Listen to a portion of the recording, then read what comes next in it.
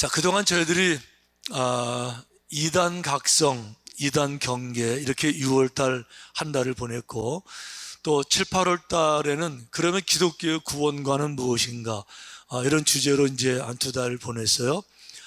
그러다가 보니까 제 마음에 드는 생각은 기독교의 구원관도 중요한데, 기독교의 구원관 하나 말고 기독교는 뭐냐? 그러면 기독교가 말하는 믿음은 뭔데?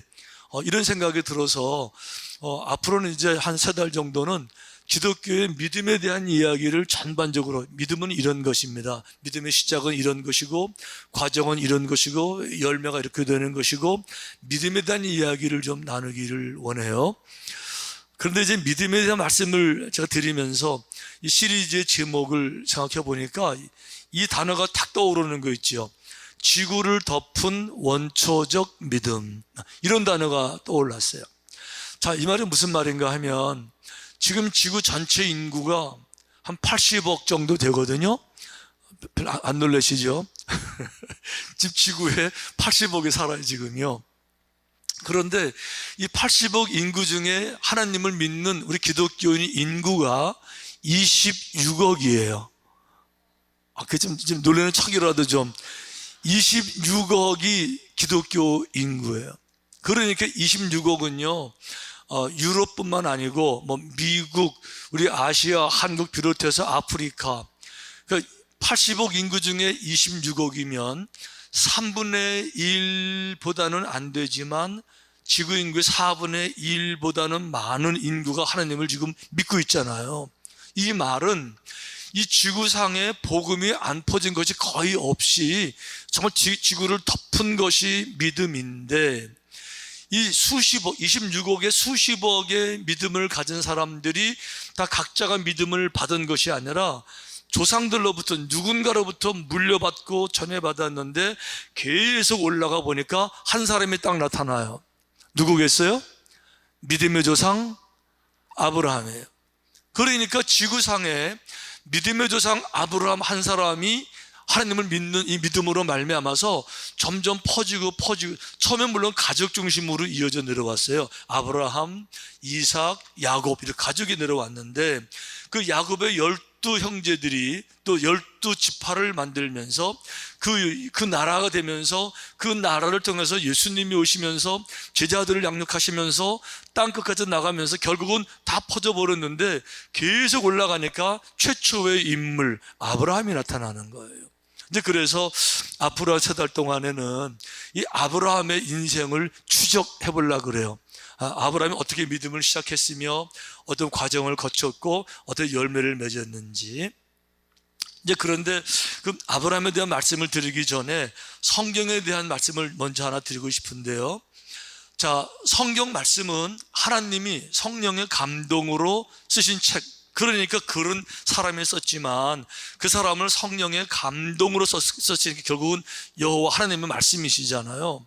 그런데 이 하나님이 성경을 쓰실 때에 우리 인간들하고 좀 다른 방법으로 쓰세요. 사람들은 내가 쓴 글을 많이 사람들이 읽게 하기 위해서 자극적인 내용을 많이 쓰고, 또 미화를 하고 과장을 하고 아름답게 꾸며서 많이 끌어들이고 이렇게 하잖아요.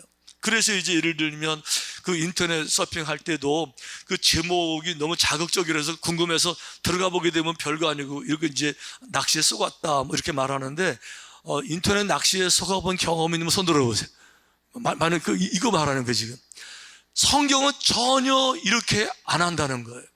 그래서 사람들이 관심을 갖도록 그 결과를 잘 부풀려 가지고 과장하거나 이렇게 안 하고요, 있는 그대로, 사실 그대로, 그러니까 때로는 실패도 실패 그대로, 범죄도 범죄 그대로, 아주 더러운 좀 부끄러운 얘기들도 있는 그대로 다 사실대로 말을 하는데, 왜 그런가 하면 인간의 실존이 그렇기 때문에 사실대로 설명을 하시는 거죠.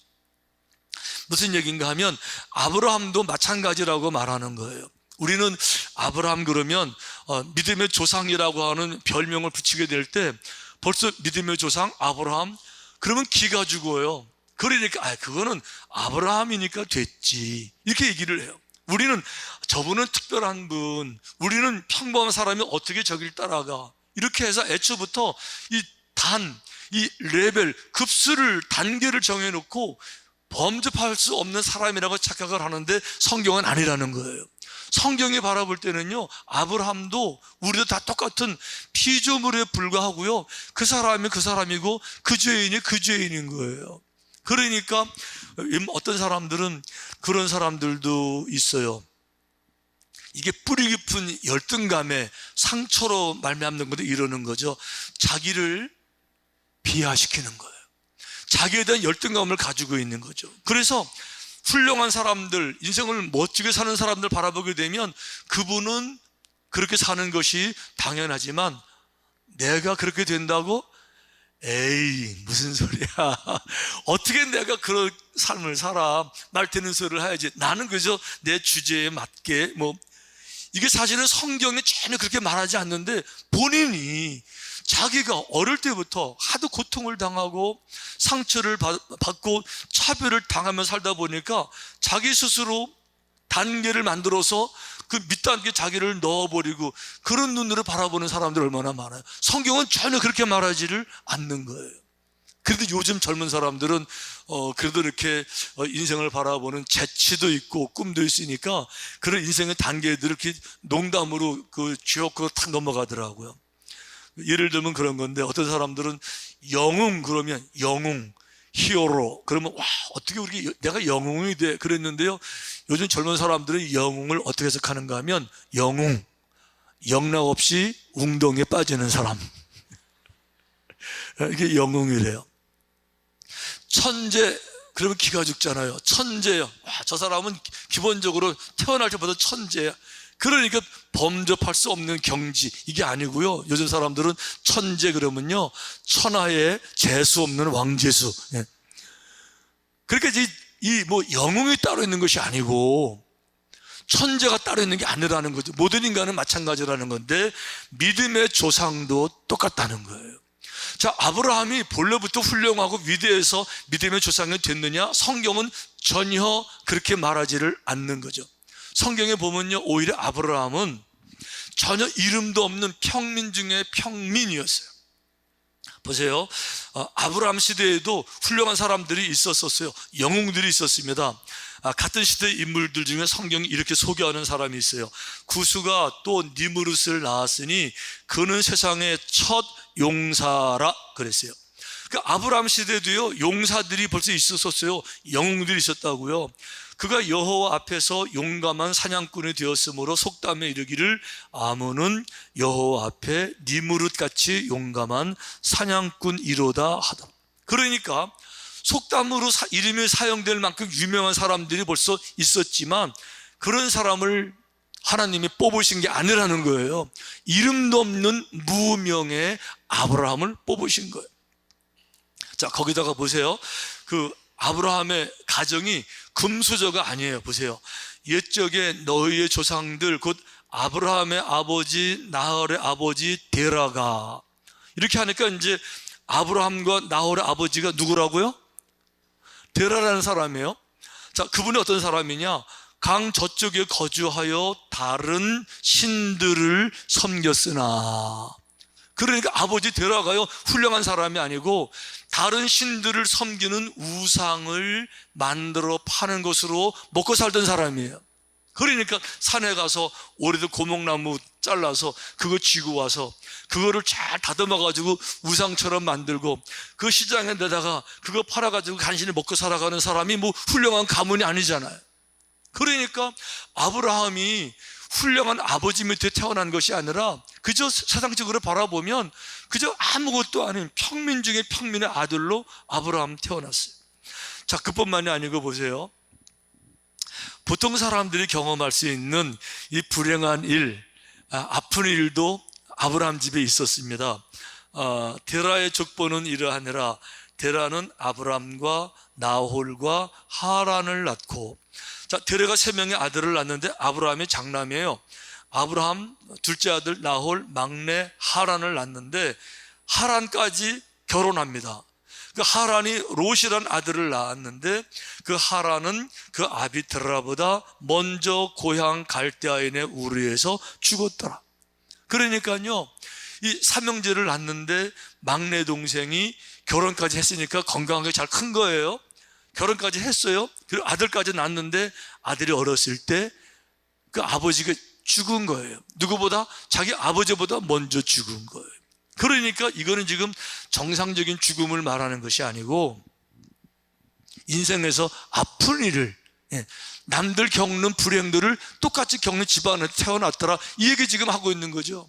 그러니까 우리 생각에는 아브라함이 믿음의 조상이니까 위대한 특별한 사람인 것 같은데 성경은 아니요, 누구든지 출발은 우리하고 똑같은 거예요. 누구든지 위대한 믿음 가질 수 있는 것이고요, 아브라함이 그런 길을 걸어갔다 그러면 우리도 충분히 가능한 길을 성경이 지금 보여주고 있는 겁니다. 그런데 이제 오늘 아브라함에 대한 첫 언급이 나오는데, 자, 아브라함 믿음을 이렇게 말해주고 있어요. 여호와께서 아브라함에게 이르시되 너는 너의 고향과 친척과 아버지의 집을 떠나 내가 내게 보여줄 땅으로 가라. 이게 이제 하나님께서 아브라함에게 말씀하시는 첫 번째 명령인데, 다 같이 읽어보실까요? 자, 시작. 여호와께서 아브라함에게 이르시되 너는 너의 고향과 친척과 아버지의 집을 떠나 내가 내게 보여줄 땅으로 가. 자, 문장은 한 문장인데 이게 사실은 너무너무 어려운 지금 주문을 하고 계시는 거죠. 무슨 얘기인가 하면 아브라함에게 너 이 땅을 떠나는데 뭘 떠나냐? 첫째, 너의 고향을 떠나라. 여러분, 고향이라는 건요, 삶의 터전을 말하는 거예요. 내 삶에 익숙한 곳을 말하는 것이고요, 고향에 있으면 안전해요. 더 배울 필요가 없어요. 몸에 대해 배워져 있는 거죠. 그거를 떠나라는 거예요. 이제부터는 낯선 곳에 가야 되고요, 새로운 사람들을 다 만나야 되고요, 처음부터 다시 시작하라, 이런 뜻이고, 친척을 떠나라. 무슨 뜻입니까? 친척들 중에 서로 도움을 주고받고 이런 관계가 얼마나 중요해요. 이런 관계를 다 떠나라. 세 번째는 아버지의 집을 떠나라, 이렇게 말해요. 아버지의 집이요, 그러니까 물려받은 아버지의 생명, 이 생명만 가지고 아버지 내게 주는 모든 교훈들, 그 모든 관계들 다 끊어버리고 그리고 그 고향을 떠나라 라고 말하는 게 아브라함에게 주어진 첫 번째 하나님의 명령이셨어요. 자, 그래서 이 말씀을 읽어보니까 믿음이 뭔지를 알겠어요. 예를 들면 이거예요. 지금 이 얘기를 들어보면 아브라함에게 말하는 건데, 고향을 떠나고 친척을 떠나고 아버지의 집을 떠나라는 얘기는 한마디로 말하면 너의 모든 그동안의 과거로부터 떠나라는 거예요. 어떻게 살았든지 간에, 과거로부터 어떤 상처를 받았든지, 어떻게 가난하게 살았든지, 누구를 만났든지, 어떤 형식을 배워서 살았든지 간에 모든 과거를 총체적으로 다 떠나서 내 인생 자체를 정말 새롭게 시작해라. 이게 지금 아브라함에게 주문하는 믿음의 첫 단계라는 거죠. 이러고 보니까 아하, 진정한 믿음이 뭔지를 알겠어요. 진정한 믿음은 뭔가 하면 내 삶의 영역에서 어느 한 분야만 달라지는 게 아니에요. 한 일부분에만 영향을 받는 것이 아니라 삶 전체가 영향을 받는 거고, 삶 전체가 함께 받쳐지는 거고, 삶 전체가 함께 달라지는 거고, 삶 전체가 새로워지는 거지, 어느 한 영역 부분에만 조금 영향을 받는 것이 믿음이 아니라고 하는 거죠. 예를 들어 말씀을 드리면, 우리 인간에게 그 몸이 있을 때 그 많은 그 지체가 있잖아요. 근데 저처럼 눈이 좀 안 좋으면 이 눈만을 위해서 안경을 착용하면 좀 도움이 될 수 있죠. 추운 겨울에 손을 시리면 장갑을 끼워서 손을 좀 따뜻하게 할 수가 있을 거예요.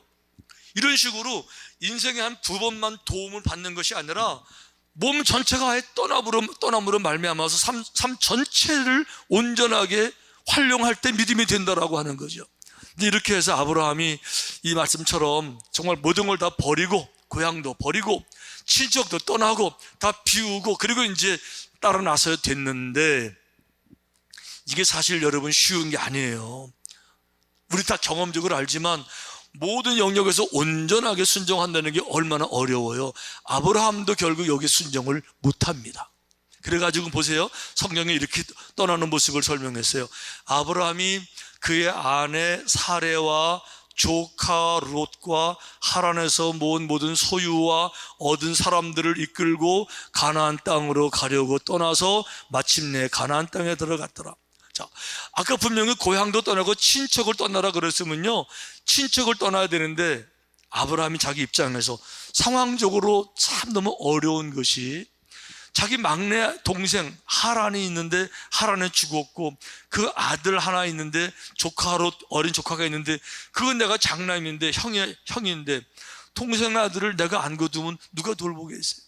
그러니까 이게 마음에 걸려가지고는요, 이 아브라함이 친척을 떠나라 그랬으면은 너무 미안하지만 야 조카야, 내가 너를 돌봐야 되는데 하나님이 내게 말씀하시기를 친척도 떠나라 하셨으니 난 하나님을 믿는 사람으로서 이 말씀을 따라가야 되니까 미안하니까 내가 너를 못 도와주지만, 못 데려가지만 재물은 내가 두고 갈 테니까 이거 가지고 살아보든지, 또 주께서 너를 축복하시기를 바라노라, 이러고 떠나야 되는 건데 이걸 못하는 거예요. 그래가지고 결국은 친척을 데리고 나섭니다. 조카를 데리고 나서요. 결과가 어떻게 되느냐, 그 조카 때문에 롯이 자기 평생에도 고통을 계속 당하고요, 자기뿐만 아니고 나중에 수백 년 지난 다음에는 그 조카의 후손들과 나의 후손들이 원수가 돼서 계속 싸우고 전쟁하고 죽이는 이런 걸 만들어내는 거죠. 나중에 이제 그 조카 데리고 와서 그 황무지에 와가지고 땅을 개간하잖아요. 목초지를 만들잖아요. 이 조카지만은 내 가족이 아니니까 자기 살림이 따로 있잖아요. 조카가 커가면서 양도 많아지고 목자들이 많아지고 자꾸 싸움이 벌어지니까 하루 아브라함이 조카 롯을 불렀어요. 그러면서 야, 우리 서로 싸우지 말자. 네가 동하면 내가 서할게, 내가 서쪽하면 내가 동쪽할게, 내가 땅을 선택해. 그랬더니요, 그동안 함께 일구었던 좋은 땅을 조카가 나 이거 할게요 하고 차지하고 가버렸잖아요. 그 바람에 아브라함이 평생 일군 땅을 뺏기고요, 황무지에서 안 해도 될 고생을 또 시작한 거예요. 이 조카 롯 때문에. 그뿐만이 아닙니다. 나중에 조카 롯이 두 딸들을 통해서 아들 둘을 낳아요.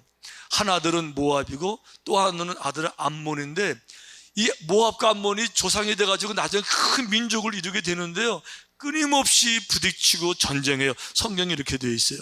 내가 모압의 비방과 암몬 자손이 조롱하는 말을 들었나니. 모압의 자손과 암몬 자손들이 자기 이스라엘 오리지널 자손들을 비방해요. 그들이 내 백성을 비방하고 자기들의 경계에 대해 교만하고 계속 전쟁을 일으키고 죽이고, 그러니까 하나님께서 온전히 떠나라, 다 두고 떠나라 그러면 아멘 했어야 되는데, 이게 이제 인간적으로 안 되는 거죠.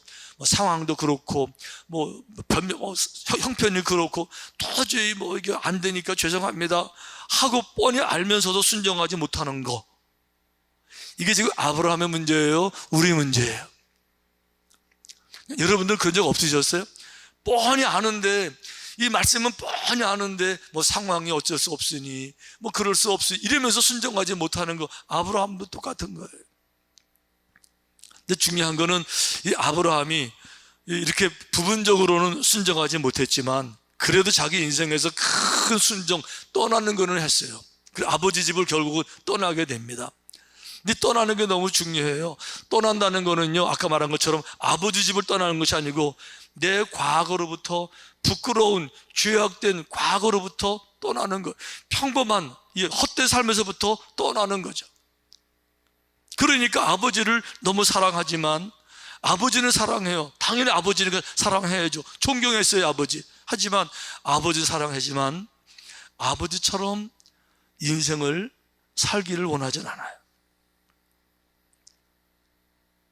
지금 아브라함이 그걸 보여주고 있는 거죠. 왜 그런가 하면 내 육신의 아버지는 내 육신만 주었지만 나의 진짜 아버지는 육신의 아버지가 아니라 하늘 아버지니까, 이제 하늘 아버지 앞에서 하늘 아버지의 말씀 가운데서 새로운 삶을 살아가기로 한 부분이 아니라 온전하게 나를 뒤로 떠나는 것, 이게 바로 믿음이라고 하는 거죠. 그래서 여러분, 중요한 건 이거예요. 부모님을 사랑하지 말라 이런 말이 아니고 존경하지 말라 그런 말이 아니에요. 그렇지만 사랑하니까 부모님이 살아온 방법대로만 살아야 된다라는 것이 아니라는 말씀을 드리길 원하는 거예요. 부모님이 늘 용기가 없고 늘 소극적으로 살았으니까 나도 그렇게 살아야 돼. 그런 법이 성경에 없으세요. 이제 제발 떠나라고 말씀하세요. 떠나라고. 그런데 잘 떠난 사람이 성경에 또 하나 나오는데 요셉입니다. 요셉은 자기 아버지가 야곱이었었어요. 야곱은 이름이 거짓말장이에요. 삶의 스타일이 늘 남들 등쳐먹고 사기치고 이런 사람, 아버지도 속이고 형 속이고 뭐 삼촌 속이고 이런 사람이었었어요. 근데 그 아들이 요셉인데 아버지를 어떻게 미워해요. 그러니까 아버지를 사랑했죠. 그래서 나중에 그 성경에 보면 아버지가 그 애굽에 올 때 성경이 이렇게 되어 있어요. 요셉이 그의 수레를 갖추고 고센으로 올라가서 그의 아버지 이스라엘을 맞으며 그에게 보이고 그의 목을 어긋맞춰 안고 얼마 동안 울매. 아버지가 애굽에 내려올 때 요셉이 국경까지 가서 아버지를 만나가지고 아버지 어깨를 부여잡고 한참을 울 정도로 아버지를 사랑했어요. 어떤 점에서 아버지를 존경도 해요. 열심히 사는 거. 그런데 이거 한 가지, 그렇지만 아버지가 살던 방식대로는 살기를 원치 않습니다. 아버지 방식이요, 수단과 방법을 안 가리고 기회가 될 때마다 속이는 방법 살아왔어요. 나는 그렇게는 정말 안 살고 싶은 거예요. 그러니까 자기도 아버지처럼 누군가를 속임으로 말미암아서 인생이 보장될 기회가 있었어요. 보디발 장군 부인이 자기를 유혹했는데 보디발 장군 부인이요, 모든 걸 다 가진 사람이에요. 모든 걸 다 가진 사람이 나의 후견이 될 것 같으면 이 노예 생활이 얼마나 쉽겠어요. 그런데 내가 쉽게 살기 위해서 내가 또 누군가를 속여야 돼요. 나를 믿고 총무를 맡겨준 우리 주인 보디발 장군을 속여야 되는데 그것만은 내가 진짜 못하겠는 거예요. 이건 우리 아버지 스타일이에요. 누군가를 속여서 목적만 좋으면 방법은 얼마든지 정당화할 수 있다. 이런 스타일, 그런 삶의 철학에 대해서 그건 정말 아니라고 생각했어요. 그러니까 감옥에 갈지언정 이럴 수는 없습니다. 그리고 끊어버려 감옥에 가는 거예요. 근데 감옥에 갔는데 감옥에 간 걸로 끝나는 것이 아니라 오히려 그 감옥이 든든한 반석이 돼서 위대한 삶으로 오잖아요. 그러니까 아주 중요한 얘기, 지금 뭘 말하고 있는가 하면 떠나는 게 중요하다. 아멘. 떠나고 비우고 과거로부터 부모님을 사랑하지만 부모처럼 살기를 원하지 않는 참된 가치를 위해서 용기를 가지고 출발해보는, 바로 그것이 아브라함이 저들에게 보여주는 믿음인 줄로 믿습니다. 여러분, 교회생활 하면서 아직까지도 한 발은 세상에 한 발은 교회에 이렇게 믿는 것도 아니고 안 믿는 것도 아니고, 몸으로 말하면 교회 나오는 것도 이 땅에서 내가 잘 살려고 나오는 그런 거 말고, 인생에서 한 부분만, 예를 들면 설교 말씀이 인생의 교양에 도움이 되니까 뭐 그런 게 아니라, 추우니까 장갑 끼는 이런 것이 아니라 삶 전체를, 모든 영역에서 내 철학을, 내 인생관을, 내 자세를, 인생을 바라보는 시각을, 내 모든 삶을 주님께 바쳐서, 그리고 주님이 주시는 원동력, 그 힘, 이걸 가지고 나아가는 것, 그게 아브라함이 보여주는 믿음인 줄로 믿습니다. 이게 온전한 믿음이에요. 그러니까 신앙생활, 교회 왔다 갔다 하는 거, 샤핑센터 왔다 갔다 하는 거, 그렇게 가벼운 것이 아니라 우리 모든 마음을 진정으로 다할 때, 그리고 진정으로 어리석음을 과거로부터 비우고, 그리고 다 버리고 끊고, 그리고 온몸으로 돌아서는 거. 할렐루야. 이 믿음 가지고 마지막까지, 정말 마지막까지 이런 믿음으로 승리하게 되시기를 주님의 이름으로 축원합니다.